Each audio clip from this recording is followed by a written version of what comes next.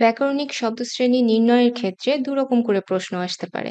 একটা আসতে পারে যে একটা অনুচ্ছেদ দেওয়া থাকে এবং সেই অনুচ্ছেদে কিছু শব্দ আন্ডারলাইন করা থাকে, আর নির্দেশনাটা এরকম থাকে অনেকটা, যে নিম্নরেখ চিহ্নিত শব্দগুলোর ব্যাকরণিক শব্দশ্রেণী নির্দেশ করো।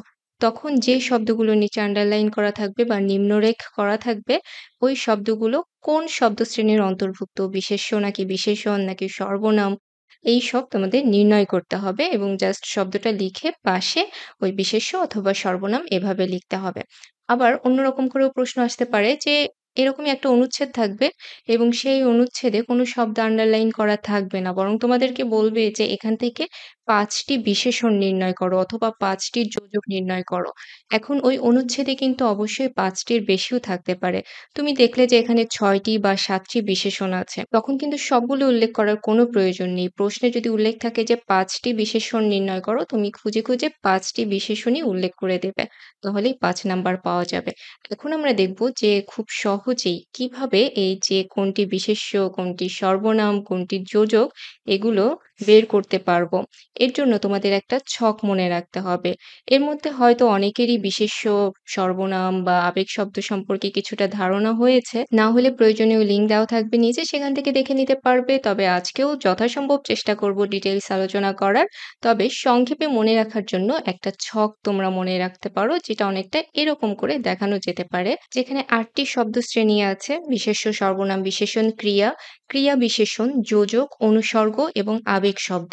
তোমাদের যখন বলবে যে ব্যাকরণিক শব্দশ্রেণী নির্দেশ করো, এই ৮ টির মধ্যেই কিন্তু থাকবে। আর এক কথায় যদি বলতে চাই যে কোন বৈশিষ্ট্য অনুযায়ী আমরা এই শব্দশ্রেণী নির্দেশ করব, তাহলে সেটা এখানে লক্ষ্য করো যে যখন দেখবে যে কোনো কিছুর নাম বোঝাচ্ছে, তখন সেটি বিশেষ্য হবে। আর বিশেষ্যর পরিবর্তে যেগুলো ব্যবহৃত হয়, সেগুলো হবে সর্বনাম। অর্থাৎ ওই সর্বনামটা কোনো না কোনো নাম বা বিশেষ্যর পরিবর্তে ব্যবহৃত হচ্ছে। আর ওই সর্বনাম এবং বিশেষ্যর দোষ, গুণ, অবস্থা এইসব বোঝালে সেটা হবে বিশেষণ। আর ক্রিয়া হচ্ছে কাজ করা বোঝাবে। এটা নিশ্চয়ই সহজেই সবাই আইডেন্টিফাই করতে পারবে। তবে সমস্যা হয় ক্রিয়া বিশেষণে। এখানে ক্রিয়ার অবস্থা বোঝায়, অর্থাৎ ওই কাজটা কিভাবে হচ্ছে সেটা বোঝায় ক্রিয়া বিশেষণ যে শব্দশ্রেণী আছে সেটা দিয়ে। আর যোজক চেনার উপায় হচ্ছে তোমাকে আশেপাশের শব্দগুলো লক্ষ্য করতে হবে যে সেগুলো একাধিক পদ বা বাক্যকে সংযুক্ত করেছে কিনা। এটা কিন্তু প্রতিটি শব্দশ্রেণীর ক্ষেত্রেই তোমাকে আশেপাশের শব্দগুলো লক্ষ্য করে লিখতে হবে, বিশেষ করে আগের এবং পরের শব্দ দুটো, যে এই দুটার সাথে যে শব্দটা আমাকে নির্ণয় করতে বলছে সেটার কি সম্পর্ক বা সেটা কিভাবে ব্যবহৃত হচ্ছে। তাহলে যোজক ওই আগের এবং পরের শব্দ বা বাক্যাংশকে সংযুক্ত করবে, আর অনুসর্গ হচ্ছে সহায়ক শব্দ। অর্থাৎ এগুলো ঠিক পরিপূর্ণ শব্দ নয়, তার আগের অথবা পরের শব্দের সাথে বাক্যের একটা সম্পর্ক স্থাপন করেছে। আর আবেগ শব্দটা চেনা খুবই সহজ, আবেগ বা ভাব প্রকাশ পাবে। এগুলো আমরা আরো ডিটেইলসে পরে আলোচনা করতে পারবো। এখন দেখা যাক যে ছকটা আমরা দেখলাম এবং সংক্ষিপ্ত ধারণা এখান থেকে নেওয়া গেল, সেটা দিয়ে নির্ণয় করা যায় কিনা যে কোনটি কোন শব্দশ্রেণীর অন্তর্ভুক্ত। তো যে প্রশ্নটা এর মধ্যে এসেছে আমরা আগে একবার দেখেছি, সেটিই এবার দেখে নেই যে এখান থেকে আমরা কিভাবে বের করব। সে ছিল চমৎকার এক সুন্দরী তরুণী। এখানে সুন্দরী নিচে আন্ডারলাইন করা আছে। তো যেটা বলেছিলাম যে তোমাকে আগের পরের শব্দগুলো লক্ষ্য করতে হবে। তাহলে সুন্দরীর আগে আছে এক, আর পরে আছে তরুণী। তাহলে সুন্দরীর কাজটা এখানে কি? এই শব্দটা কি করছে? তরুণী শব্দটাকে বিশেষায়িত করছে। অর্থাৎ তরুণী আমরা যদি ধরে নেই যে এটি একটা বিশেষ্য বা এটা একটা মানুষকে বুঝাচ্ছে, একটা মেয়েকে বুঝাচ্ছে, তার একটা অবস্থা বোঝাচ্ছে, একটা গুণ বোঝাচ্ছে যে সে সুন্দরী। আর আমরা এখানে আগেই দেখেছি যে যখন বিশেষ্যের বা সর্বনামের দোষ, গুণ, অবস্থা বুঝাবে তখন সেটি হবে বিশেষণ। তার মানে সুন্দরী এটা একটা বিশেষণ। এরপরে আন্ডারলাইন করা শব্দটা হচ্ছে পরিবারে। এক কেরানির পরিবারে তার জন্ম হয়েছে। এই পরিবারে এটা কি মনে হচ্ছে তোমাদের কাছে? এটা নিয়ে একটু পরে আলোচনা করব। তার আগে বাকি শব্দগুলো আমরা একটু দেখি যে তার ছিল না কোনো আনন্দ, কোনো আশা। এখানে আরেকটা আন্ডারলাইন করা শব্দ আছে তার। এই যে তার শব্দটা একটা ব্যক্তির পরিবর্তে বোঝাচ্ছে। শুরু হয়েছে কিন্তু এই যে সে দিয়ে, এটিও কোনো একটা ব্যক্তির পরিবর্তে বুঝাচ্ছে। তাহলে আমরা এই যে কোনো কিছুর পরিবর্তে যেহেতু বসেছে, তাহলে এটা আমরা সর্বনাম হিসেবে চিহ্নিত করব। এরপরে আছে কোনো ধনী অথবা বিশিষ্ট লোকের সঙ্গে বিবাহিত হওয়ার কোনো উপায় তার ছিল না।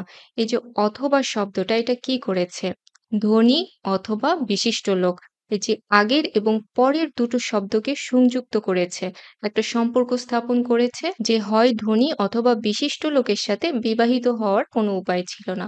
অর্থাৎ ধনী এবং বিশিষ্ট লোককে সংযুক্ত করেছে আর যা সংযুক্ত করবে সেটি অবশ্যই যোজক। এর পরের আন্ডারলাইন করা শব্দটা হচ্ছে সামান্য এক কেরানির সঙ্গে। সামান্য শব্দটা এখানে কি করেছে? ওই যে কেরানি পরে যেই শব্দটা আছে তার একটা অবস্থা বোঝাচ্ছে, একটা দোষ বোঝাচ্ছে অথবা গুণ বোঝাচ্ছে অথবা একটা বিশেষ অবস্থা বোঝাচ্ছে। কেরানিটা সামান্য কেরানি। তাহলে এখানে আবারও এটি দোষ গুণ অবস্থার মধ্যে আমরা পাচ্ছি এবং এটি হচ্ছে বিশেষণ। অনেকেরই একটা কনফিউশন থাকে যে এই প্রশ্নের উত্তরগুলো খাতায় কিভাবে লিখবে? পুরো অনুচ্ছেদটি তোলার দরকার আছে কি নেই? না দিলে কোনো সমস্যা হবে কিনা? এটা নিয়ে অনেকের প্রশ্ন থাকে। তাদের জন্য বলে দিচ্ছি যে পুরো অনুচ্ছেদ খাতায় তোলার কোনো দরকার নেই। যে শব্দগুলোর নিচে আন্ডারলাইন করা আছে, সেই শব্দগুলোই তুমি উল্লেখ করবে এবং তার পাশে তুমি লিখে দিবে যে ওটি কোন শ্রেণীর শব্দ। অর্থাৎ বাক্যে প্রদত্ত শব্দ এরকম একটা টাইটেল দিতে পারো তুমি উপরে এবং তার পাশে লিখবে ব্যাকরণিক শব্দশ্রেণী। এবং এখানে যেরকম দেখতে পাচ্ছ যে সুন্দরী, তার পাশে দেওয়া আছে বিশেষণ। পরিবারে এটি আছে ক্রিয়া বিশেষণ। কেন ক্রিয়া বিশেষণ সেটি অবশ্যই আমরা পরে আলোচনা করব। আর তার সর্বনাম অথবা যোজক সামান্য বিশেষণ। এভাবে তোমরা উল্লেখ করে দিতে পারো। এখন আমরা এই ৮টি শব্দ শ্রেণীর আরেকটু বিস্তারিত আলোচনা করব। আর এর প্রয়োজন কিন্তু অবশ্যই আছে। কারণ এই যে আমরা সংক্ষিপ্ত ধারণা নিলাম যে কোনো কিছুর নামকে বিশেষ্য বলে। তো এই খুব সহজে যে নির্ণয় করা যায় এগুলোর পাশাপাশি কিন্তু কিছু জটিল শব্দও এসে থাকে। যেমন ধরো ঢাকা বাংলাদেশের রাজধানী, করিম পড়াশোনায় খুব মনোযোগী। এখানে আমরা বিশেষ্য খুব সহজেই আইডেন্টিফাই করতে পারবো ঢাকা, করিম। তো এত সহজ প্রশ্নের পাশাপাশি একটু জটিল প্রশ্নও কিন্তু থাকে। যেমন একটা বাক্য লক্ষ্য করো যে রহিম তার ছোট ভাই করিমের জীবনে সুখ এবং সুস্বাস্থ্য কামনা করল। এইখানে আসলে বিশেষ্য কোনটি? অবশ্যই একাধিক বিশেষ্য আছে। রহিম এবং করিম তো আমরা খুব সহজেই বের করতে পারবো। কিন্তু এই যে সুখ এবং স্বাচ্ছন্দ্য বা সুস্বাস্থ্য এগুলোও কিন্তু বিশেষ্য। তো এইগুলো জানার জন্য আমাদের একটু বিশেষের শ্রেণীবিভাগটা লক্ষ্য রাখতে হবে। তার মানে কিন্তু এই না যে তোমাদের এই শ্রেণীবিভাগ সহ উল্লেখ করে দিতে হবে। যেমন ধরো বাংলাদেশ আসলো একটা প্রশ্নে, সেটি সংজ্ঞাবাচক বিশেষ্য এটি উল্লেখ করার কিন্তু কোনো প্রয়োজন নেই। এটি জাস্ট তোমাদের বোঝানোর জন্য লিখেছি যে এই ভাগে বিশেষ্যকে ভাগ করা যায় আর এরকম আলাদা আলাদা বিশেষ্য হয়ে থাকে। তবে তোমরা কখনোই কিন্তু আলাদা করে উল্লেখ করার চেষ্টা করবে না, তাহলে ভুল হয়ে যেতে পারে। বিশেষ্য লিখলেই কিন্তু তুমি তোমার সম্পূর্ণ নাম্বারটা পাবে। তো এখানে যেটা আমি দেখাতে যাচ্ছি সেটা হচ্ছে এই যে সংজ্ঞাবাচক, জাতিবাচক, বস্তুবাচক, সমষ্টিবাচক এই বিশেষ্যগুলোর পাশাপাশি ভাববাচক এবং গুণবাচক যে বিশেষ্যগুলো দেখতে পাচ্ছ সেইগুলো সবচেয়ে বেশি গুরুত্বপূর্ণ। ভাববাচক বিশেষ্যগুলো লক্ষ্য করো। এই শব্দগুলোর সাথে কিন্তু ক্রিয়ার বেশ মিল আছে। যেমন আমরা জানি যে কাজ করা বুঝালে সেটাকে আমরা ক্রিয়া বলবো। এখন এই যে গমন, শয়ন, আগমন এগুলো তো আসলে কাজ করাই বুঝাচ্ছে, তাই না? আসলে কিন্তু বোঝাচ্ছে না। এগুলো হচ্ছে ওই কাজটার নাম বোঝাচ্ছে।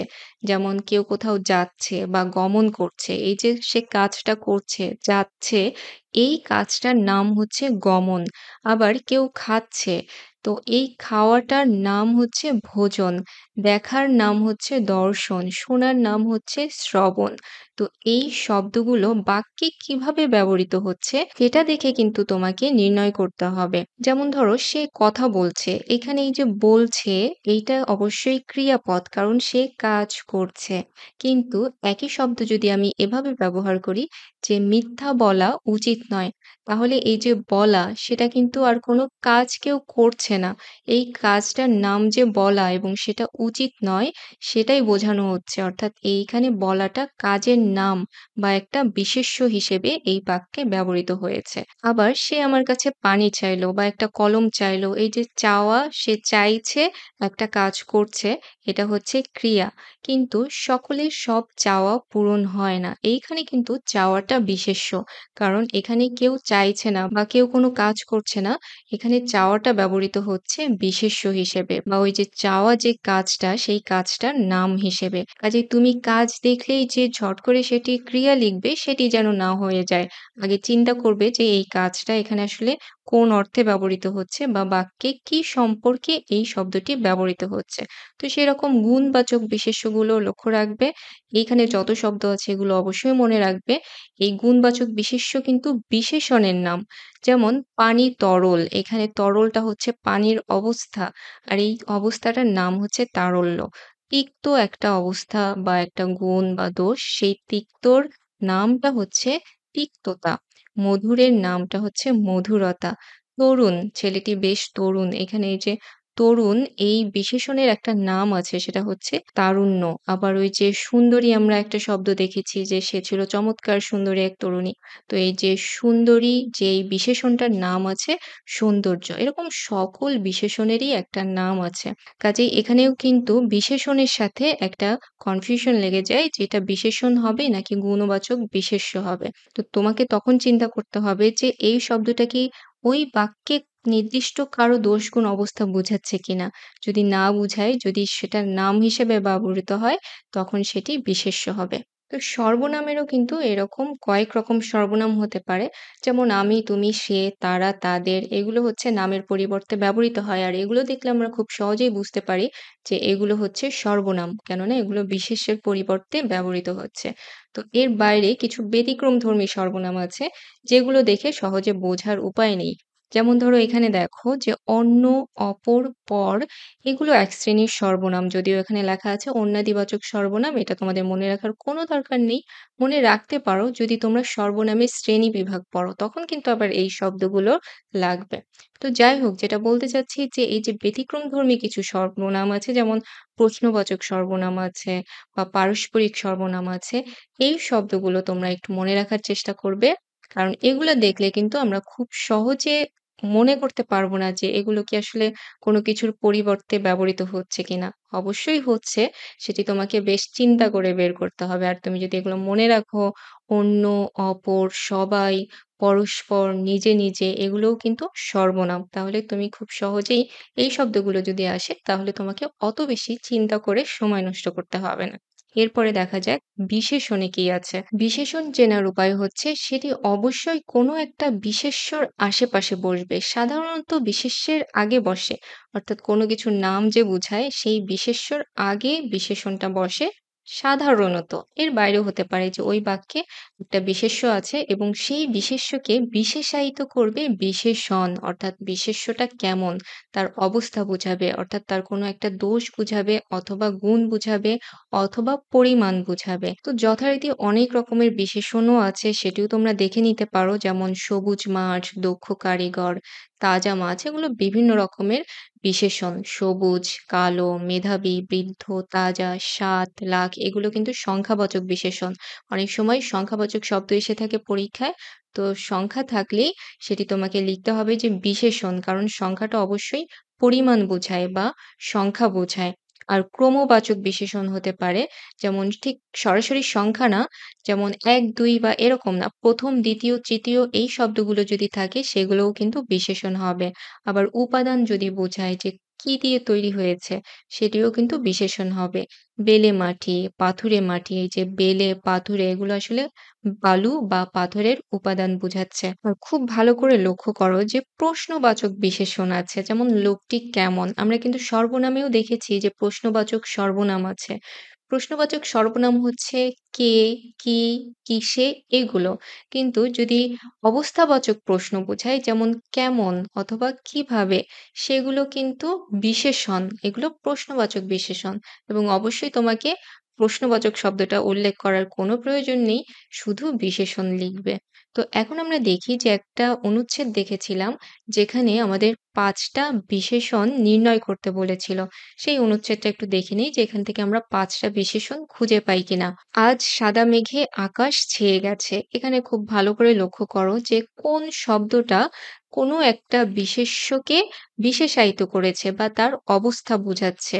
অবশ্যই সাদা। যেকোনো রং হলেই কিন্তু সেটি বিশেষণ হবে। তাহলে এখান থেকে আমরা সাদা এটা চিহ্নিত করব। তোমরা আলাদা করে লিখতে পারো অথবা পুরো অনুচ্ছেদটি তুলে আন্ডারলাইন করে দিতে পারো যে নিচের অনুচ্ছেদে বিশেষ্য শব্দগুলো চিহ্নিত করা হলো। এবার পরের বাক্যটা দেখি যে হঠাৎ গুঁড়ি, গুঁড়ি বৃষ্টি শুরু হলো। এইখানে কোন শব্দটা বিশেষায়িত করছে বা কোনো একটা শব্দকে সেটি বিশেষ অবস্থা বোঝাচ্ছে। হঠাৎ এটি হতে পারে, নাও হতে পারে। আমরা পরেরগুলো দেখি। গুঁড়ি, গুঁড়ি, বৃষ্টি, শুরু আর হলো। অবশ্যই শুরু হলো ক্রিয়া, বৃষ্টি হচ্ছে বিশেষ্য যেহেতু নাম বোঝাচ্ছে। আর গুঁড়ি, গুঁড়ি শব্দটা কি করছে? সেটি বৃষ্টির একটা বিশেষ অবস্থা বোঝাচ্ছে। আর যেহেতু বৃষ্টির অবস্থা বোঝাচ্ছে গুঁড়ি, গুঁড়ি আর সে কারণেই গুঁড়ি, গুঁড়ি এটা অবশ্যই আমরা বিশেষণ হিসেবে চিহ্নিত করব। এখন হঠাৎ এটা কি বিশেষণ? না, এটি বিশেষণ নয়, এটি হচ্ছে ক্রিয়া বিশেষণ। কেন ক্রিয়া বিশেষণ?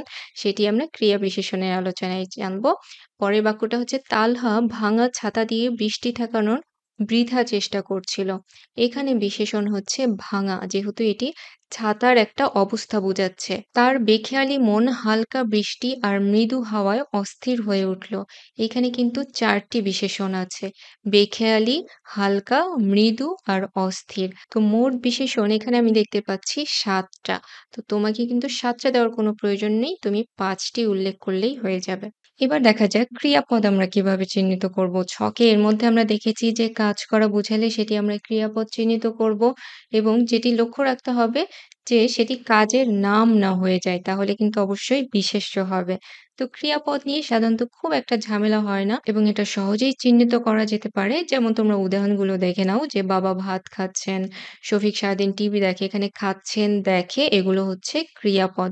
আবার ভালো নাম্বার পেয়েছে, পেয়েছে এটা ক্রিয়াপদ।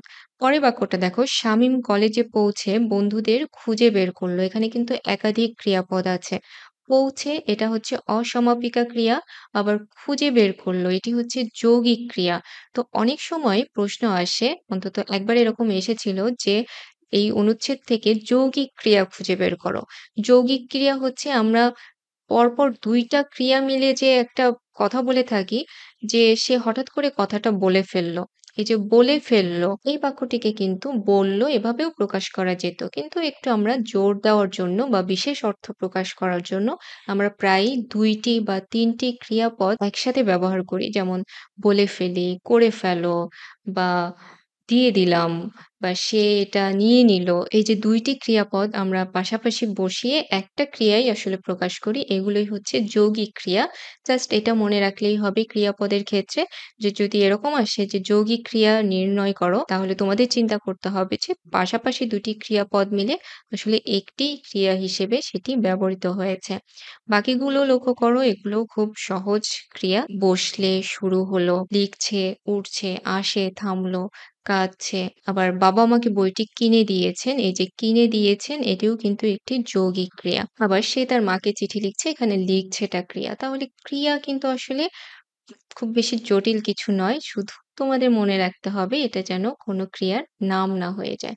তো এরপরে আমরা দেখি ক্রিয়া বিশেষণ। এই জিনিসটা খুব ভালো করে লক্ষ্য রাখতে হবে। এখান থেকে সবচেয়ে বেশি প্রশ্ন করা হয়, যেখানে আন্ডারলাইন করা থাকবে এবং আমাদের বলতে হবে যে এটি কোন পদ। সেখানে দেখা যায় ক্রিয়া বিশেষণই একাধিক থাকে। আবার অনেক সময় একটি অনুচ্ছেদ থেকে যখন নির্দিষ্ট একটা শব্দশ্রেণী খুঁজে বের করতে হয়, তখন কিন্তু ক্রিয়া বিশেষণটাই পরীক্ষায় বেশি আসতে দেখা গিয়েছে এই পর্যন্ত। তাহলে আমরা দেখে নেই যে ক্রিয়া বিশেষণটা আসলে কি জিনিস। আমরা এর মধ্যে ছকে দেখেছি যে এটি ক্রিয়ার অবস্থা প্রকাশ করবে, অর্থাৎ ক্রিয়াটা কিভাবে হচ্ছে। আস্তে, জোরে, ধীরে, এই শব্দগুলো আমরা সাধারণত ক্রিয়ার অবস্থা বুঝাই। তো এগুলো হচ্ছে ক্রিয়া বিশেষণ। তো যেখানে সমস্যা হয় যে ক্রিয়া বিশেষণের আরো কিছু বিষয় আছে। অর্থাৎ একটি বাক্যে ক্রিয়া বিশেষণ থাকলে সেটি আমরা কিভাবে চিনতে পারবো? চেনার উপায় হচ্ছে কাজ করা। তো তুমি এর মধ্যে চিনে গেছো যে কাজ করা হলে সেটি ক্রিয়া। এখন যদি তুমি প্রশ্ন করতে পারো যে এই ক্রিয়াটা কোথায় হচ্ছে, অথবা কখন হচ্ছে, অথবা কিভাবে হচ্ছে। এই যে ৩ টি প্রশ্ন যদি করা যায় এবং ওই ৩ টি প্রশ্নের উত্তরে ওই শব্দটা পাওয়া যায় যেটা আন্ডারলাইন করা, তখন সেটি হবে ক্রিয়া বিশেষণ। যেমন এইখানে উদাহরণগুলো লক্ষ্য করো যে যথাসময়ে চলে এসো। তো এই যে যথাসময়ে শব্দটা কি করছে? চলে আসার আগে ব্যবহৃত হচ্ছে। তো ক্রিয়ার আগে ব্যবহৃত হলে সেটি ক্রিয়া বিশেষণ হওয়ার চান্স এমনিতেই বেশি। তো ধরে নিলাম ক্রিয়ার আগে এটি নেই। এটা আমরা তাছাড়াও কিভাবে চিন্তা করব? তুমি প্রশ্ন করো যে এটি কখন, কিভাবে এবং কোথায়, এই প্রশ্নের উত্তর পাওয়া যাচ্ছে কিনা। তো এটা আমরা কিভাবে উত্তর পেতে পারি? যে কখন চলে এসো? যদি আমরা সময়টা জানতে চাই তখন কিন্তু এই যে যথাসময়ে এই উত্তরটা আমরা পেতে পারি। গতকাল আমি কলেজে যাইনি। কখন আমি কলেজে যাইনি? কবে আমি কলেজে যাইনি? এই প্রশ্নের উত্তরে গতকাল পাওয়া যাচ্ছে। তাহলে এই যে কখন এই প্রশ্নের উত্তরে যেটা যেহেতু পাওয়া যাচ্ছে সেহেতু এটা ক্রিয়া বিশেষণ।